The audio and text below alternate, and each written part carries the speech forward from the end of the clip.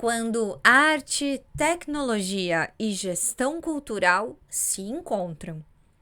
Da pesquisa em realidade virtual à formulação de políticas públicas para a cultura, Luciana Ramin construiu uma trajetória que une inovação, criatividade e compromisso com a transformação social. Nesta entrevista, ela compartilha sua visão sobre o futuro das artes imersivas e o papel da cultura em um mundo cada vez mais conectado. Arte, tecnologia, educação e gestão cultural se entrelaçam na trajetória de Luciana Ramin. Artista cênica e visual, socióloga, curadora e gestora cultural, ela construiu uma carreira marcada pela pesquisa de novas linguagens e pelo compromisso com a democratização do acesso à cultura. Mestra em artes cênicas, especialista em direção e graduada em ciências sociais, Luciana desenvolve projetos que aproximam teatro, performance, audiovisual e tecnologias imersivas, explorando as possibilidades criativas que surgem do encontro entre diferentes áreas do conhecimento. Além da atuação artística, Luciana também se consolidou como uma importante gestora cultural. À frente do Centro Cultural Olido, um dos principais espaços públicos de arte e cultura de São Paulo, liderou a reabertura do local após a pandemia e criou iniciativas voltadas à cultura digital, aproximando a produção artística das transformações tecnológicas e das demandas do território. Atualmente, integra a equipe do Memorial da América Latina, onde segue promovendo o diálogo entre cultura, memória e diversidade, fortalecendo a integração entre os povos latino-americanos e defendendo o papel das políticas públicas no desenvolvimento cultural. Seu trabalho também é reconhecido pela investigação das relações entre arte e tecnologia, com projetos que envolvem videomapping, realidade virtual, performances imersivas e processos híbridos de criação. Luciana aposta em uma arte aberta ao diálogo entre linguagens, territórios e pessoas. Nesta entrevista, ela fala sobre sua trajetória, os desafios da gestão cultural, a importância da inovação nas artes e como imagina o futuro das experiências imersivas no Brasil e na América Latina. A seguir, vocês terão acesso à entrevista feita por Vinícius Guarilha com Luciana. Essa entrevista faz parte da edição número 15 do ano 4 da revista Brasileirices. Se quiser adquirir a revista, que é digital, lá, além de outras matérias, você também poderá ter acesso à transcrição deste áudio. Compre em www.brasileirices.com/revista Brasileirices. Eu vou começar pedindo para você contar um pouquinho sobre a sua trajetória profissional até aqui. Bom, eu sou nascida no interior de São Paulo, né? E aí é numa cidade muito curiosa, que é São José do Rio Preto, tem uma tradição de teatro muito grande, né? Nós temos até hoje ainda o maior festival de teatro internacional o maior festival internacional de teatro, né? E por conta disso, eu me iniciei na arte teatral, né? Comecei a estudar teatro, fazer teatro. A gente tem esse movimento que é muito forte dentro da cidade, mas tenho formações livres nessa área. Mas o que eu realmente estudei foi sociologia, né? Eu sou formada em ciências sociais pela Unesp e passei a estudar dentro da sociologia, me interessar muito por antropologia visual, antropologia cultural, cultural, né? Então eu passei a fazer estudos sobre práticas culturais urbanas, né? Na época, e foi nesse movimento e a própria antropologia visual que eu me senti motivada a ir para a USP, né, fazer uma disciplina como aluna especial. Para isso, eu, assim que concluí o curso, me mudei para São Paulo. E eu fui fazer uma disciplina que é dentro do NEL, né, que é o Núcleo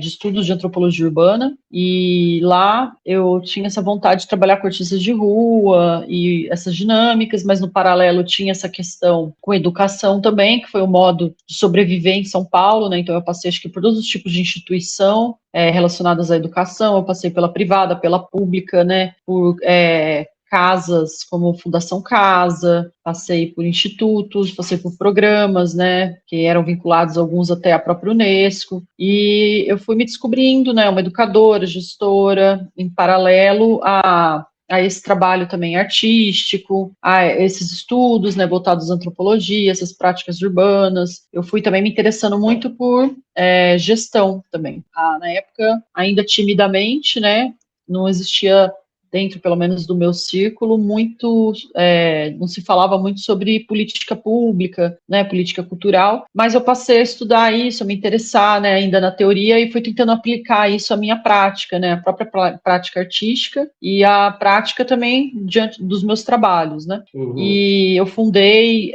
junto com o meu ex-companheiro, o agrupamento Andar 7, que a gente pesquisava essas interseções, né, entre artes presenciais e essas novas tecnologias. Então a gente começou a estudar videomapping na cena, intervenção urbana, né, o uso do vídeo fora da tela e a criação de novas narrativas, e disso surgiu o meu mestrado, que eu fiz na Federal de Ouro Preto, que chamava Fluxo Frame, né, interfaces entre o vídeo e a cena. Na época a gente chamava de vídeo, hoje acho que essa palavra já está até em desuso, né? Mas assim, na época fazia sentido. Mas era estudar isso mesmo, essas relações, então esses hibridismos, e por talvez pesquisar algo que era muito sem espaço, eu estava muito sem categoria, porque era muito híbrido, né? Tinha a questão da arte presencial misturada com a tecnologia, com as artes visuais. Então eu comecei a me dedicar também à produção desses trabalhos, né? Como que eu iria vincular, vender, para circular, sobreviver disso, né? Eu passei também trabalhei em canal de TV, produtoras de vídeo, agências, mas em um certo momento eu quis romper com isso e criar meu próprio movimento, meu próprio trabalho. E aí, a partir disso, né, dessa própria prática de produção, eu também fundei o festival, né, idealizei e criei o Festival Perfídia, né, de performance e novas mídias. Fala um pouquinho do Perfídia, que eu acho que é uma coisa muito única. Então, né, criei um festival onde as pessoas que estão nessa pesquisa de hibridismo, de linguagens, que estão aborda, né, ou que borram, não é teatro propriamente, né, não se encontravam no teatro, não se encontravam só nas artes visuais, no cinema, mas que misturavam linguagens. Hoje essa mistura, ela é muito bem-vinda, mas quando a gente começou lá atrás, ainda existiam dentro dos próprios editais, né, para prêmios, eles ainda eram muito cheios de categorias específicas. Hoje já não, hoje a gente tem artes integradas, a gente tem outros conceitos que abarcam, né, dentro desses editais, mas na época não existia isso. Então a gente tinha claramente teatro, a música, artes visuais, o cinema, e aí quem fazia uma mistura de tudo ficava num não lugar, né? E aí eu quis criar o Perfídia nesse lugar. E também tornar mais acessível a ideia de arte e tecnologia, porque o Perfídia tem também uma parte dele, né, eu queria falar, uma vocação que é formativa. Então a gente sempre teve oficinas acessíveis, tudo gratuito, porque a gente sempre batalhou via editais, né, eu sempre escrevi editais, captei recursos para poder executar, para que as atividades fossem todas gratuitas. E aí a gente tem essa questão, esse viés que é formativo, e também do experimentalismo, né, de obras que estão nessas linhas borradas aí entre uma linguagem e outra, que misturam várias linguagens, e a gente está na 6ª edição, né, eu realizei 2 edições no interior, que é na minha cidade, então a primeira com o patrocínio da Caixa, outra com o PROAC, editais, né, e durante a pandemia eu construí, junto com pesquisadores da própria Unesp, né, a gente construiu para o Perfídia também, que era uma edição voltada à realidade virtual, né, então era uma edição, uma galeria virtual, então você podia vestir um avatar, entrar na galeria, circular pelos ambientes, né?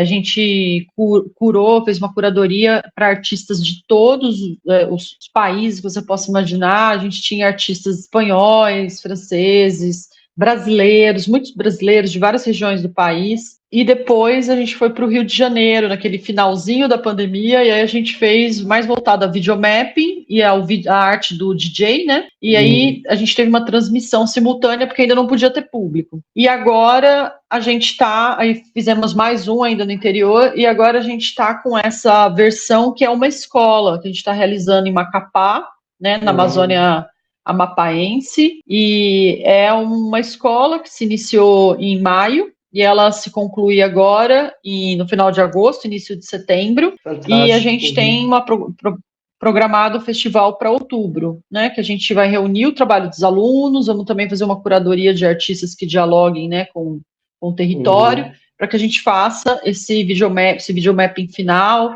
agregando também aspectos da cultura local, como aparelhagem e outros elementos.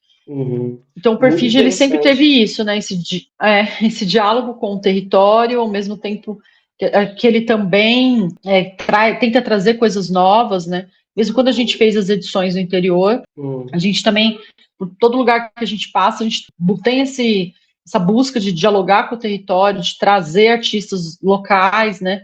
Até como uma forma de ser justo dentro desse circuito da economia criativa, que cada vez que você recebe um patrocínio para desenvolver um projeto no lugar, você realmente investir no lugar, né? Você ter a mão de obra do lugar, desde técnicos, artistas, trabalhadores. Então, é pensado também para que o recurso fique no território. E ele é itinerante. Você também criou o Nanoteatro, né? Que é esse espaço para laboratório. Sim. Fala um pouquinho para a gente sobre esse projeto, que é incrível, né? Então, o Nanoteatro, ele surgiu a partir de um espaço físico, né? Que era a minha antiga casa, no Bexiga, que é um bairro tradicional em São Paulo.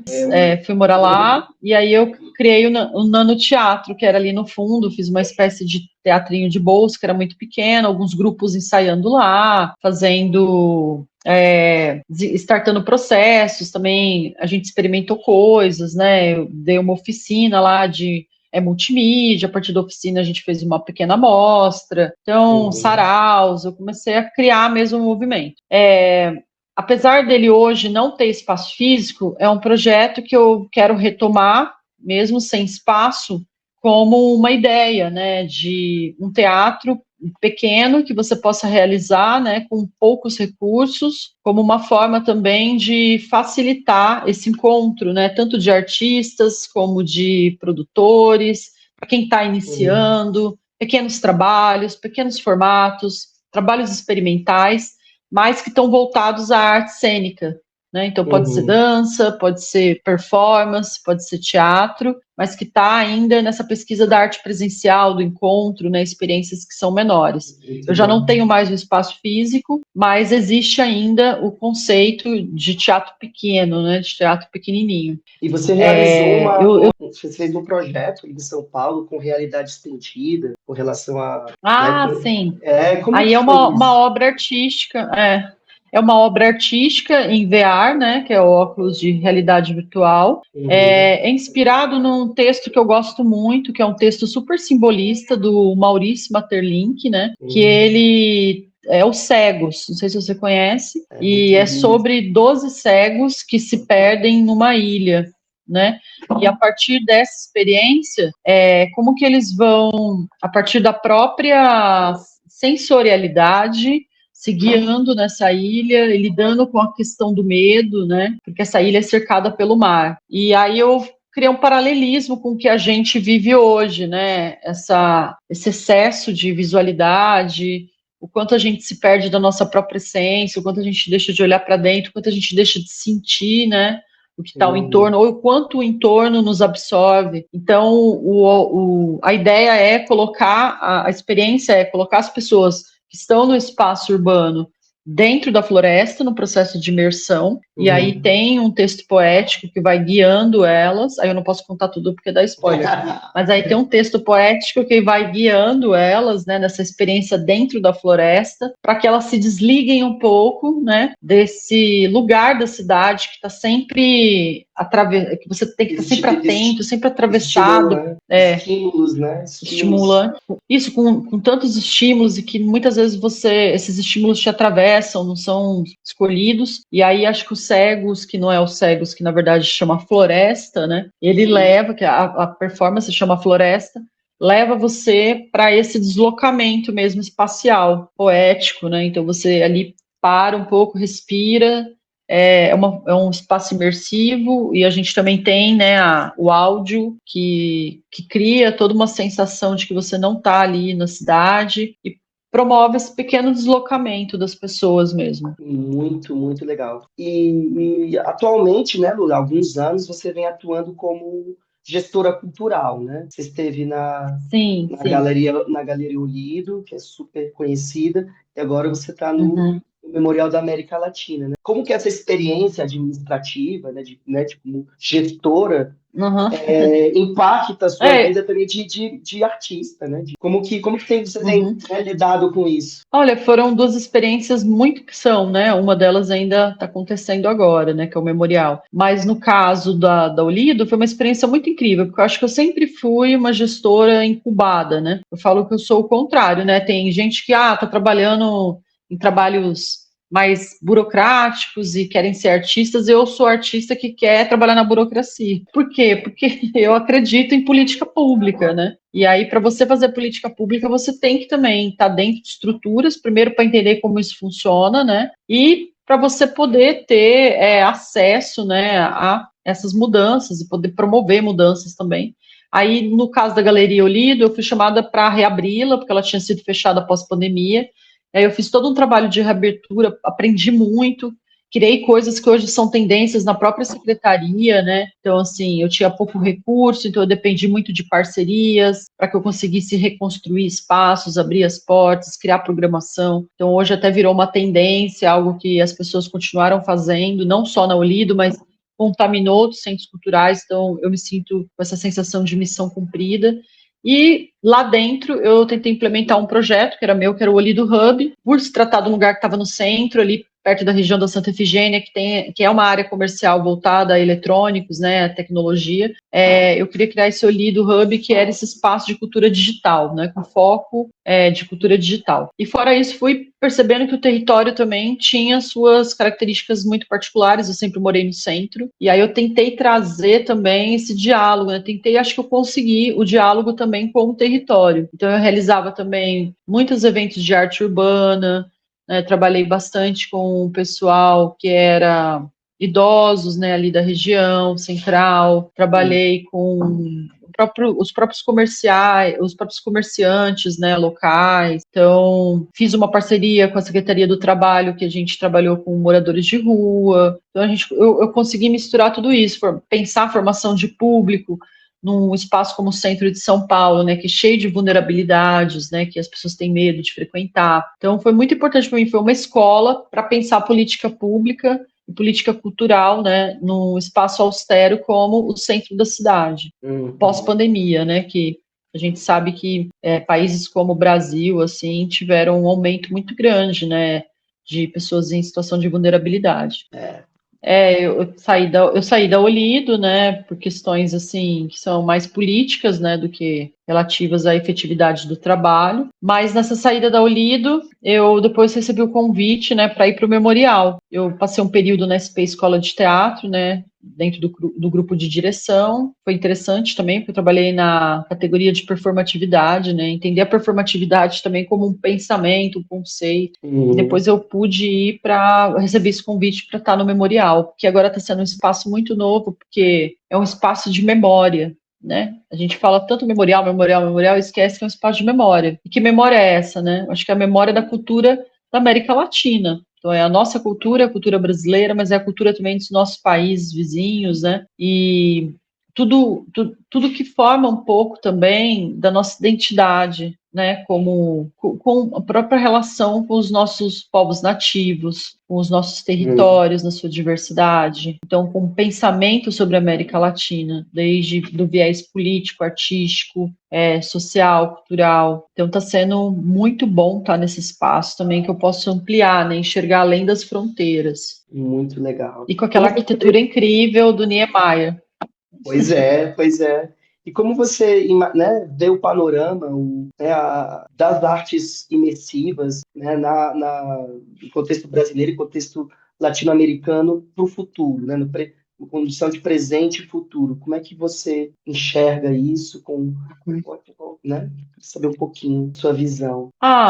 O que eu vejo a gente tem se aproximado mais, as fronteiras têm se tornado cada vez mais borradas, né? Por quê? Porque a gente, acho que através da própria cultura digital, a gente tem conseguido se conectar mais, né? A outros povos, a pessoas que estão em outros países, que estão longe. Então, isso também facilita bastante esse processo de aproximação, né? Cultural, que a gente até então não tinha, né?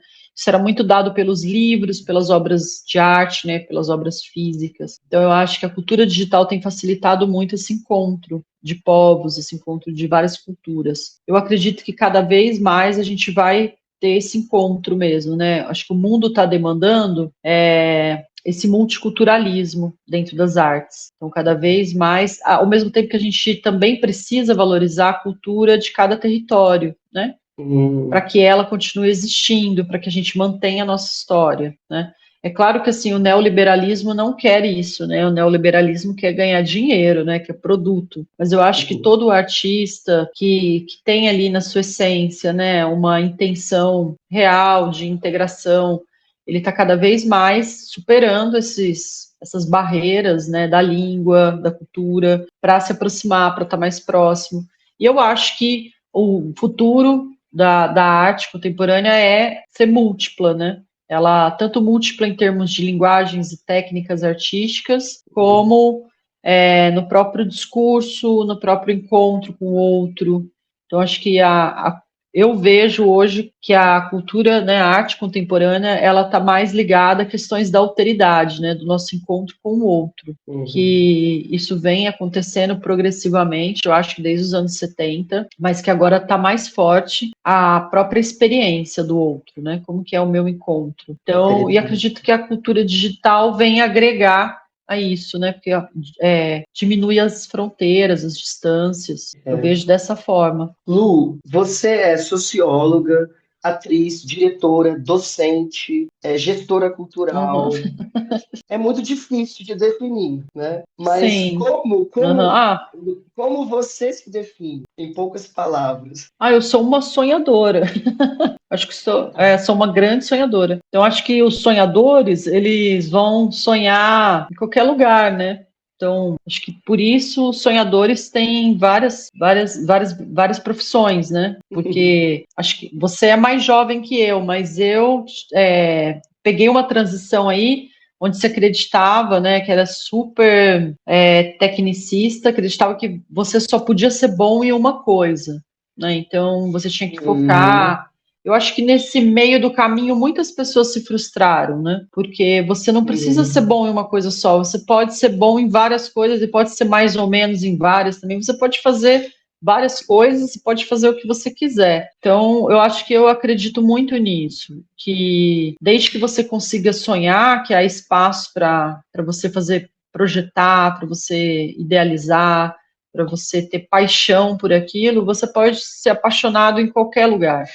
E eu falo nisso em relação a profissões, né? Você pode ser um professor apaixonado, você pode ser um gestor apaixonado, você pode ser um artista apaixonado. Eu acho que o importante é a gente estar sempre sendo verdadeiro com a gente, né? Fazendo com muito amor e pensando não só na gente, mas no próximo também. Né? Porque acho que todas essas profissões, elas estão em contato com outras pessoas. Então a gente também precisa estar a todo momento considerando isso, que são profissões que lidam com as pessoas, né? Bom, então eu vou adicionar uma coisa em relação a você não apenas uma sonhadora, mas uma realizadora e Sim, né, uma pessoa da Idade Média, no melhor sentido da palavra. Que na Idade Média as pessoas aham, podiam, os grandes pensadores, os grandes, né, as grandes mentes podiam se uhum. dedicar a várias áreas. E essa Ah, uma especialização, renascentista. É, exatamente, né? Pronto. aham. Bom, Voltamos à Renascença.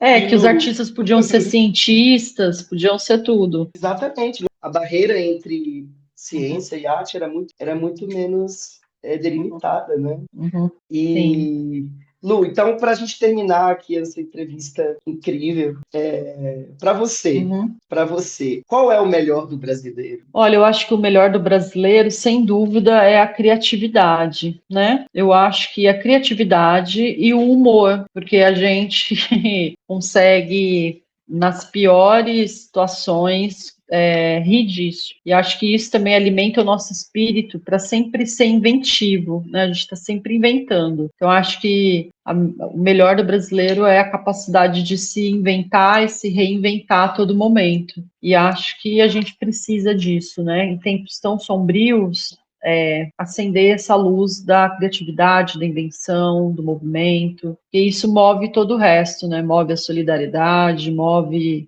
o amor ao próximo. Então, acho que se reinventar em momentos sombrios, aliás, ser luz, né? Ser criatividade, ter fé, né? O brasileiro tem muita fé e também tem muito solidariedade, sabe? Eu discordo quando as pessoas falam que é só gentileza. A gente tem um Uhum, espírito muito comunitário. Por mais que a gente veja muita desigualdade na rua, né? E isso não dá para fechar os olhos, né? Existe mesmo, e a gente sabe que essa desigualdade está mais ligada a questões políticas, econômicas, né? Existe ainda no Brasil muita solidariedade, muito amor ao próximo, e acho que isso é, para mim, o melhor do brasileiro. que lindo. Lu, a gente da revista Brasileirices, os nossos leitores, só temos a te agradecer, te desejar a melhor das sortes, que você continue realizando essas suas invenções fantásticas, malucas, Uhum. e é isso. Parabéns pela sua trajetória.